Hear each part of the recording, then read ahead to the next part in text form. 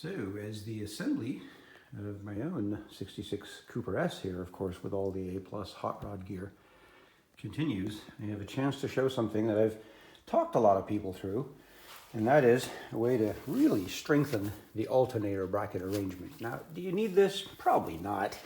I've got a number of supercharged engines running around, and I've installed this on some of those because you're putting a lot of load on the drive belt. And you know, with some of these, like this Mini here, is going to be a pretty high RPM setup.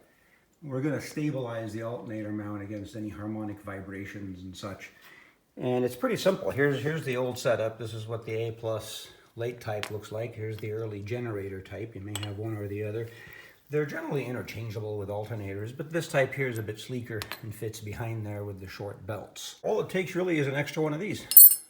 And a quick visit to the hardware store, or if you're like me digging through parts bins, I happen to have a lot of grade 8 hardware laying around. I'm going to add one in the middle and allow for the thickness of this flange right here, the ear that you tension onto the alternator. The thread that is provided in here is in aluminum. It's coarse thread. It's pretty small. I usually back it up with a nut, and in this case we'll have the bolt and a bracket on either side and a nut.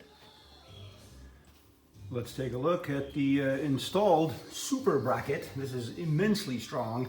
Granted, overkill for most applications, but this car is a bit of a showcase for all these little improvements that I've made over the years.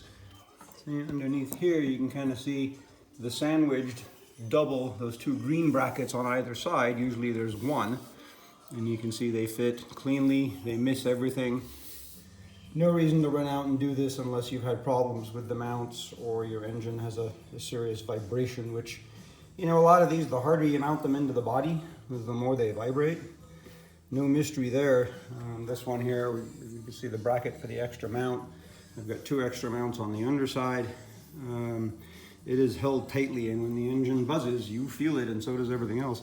So in this case, a high RPM hot rod, why not? We'll put our double bracket on.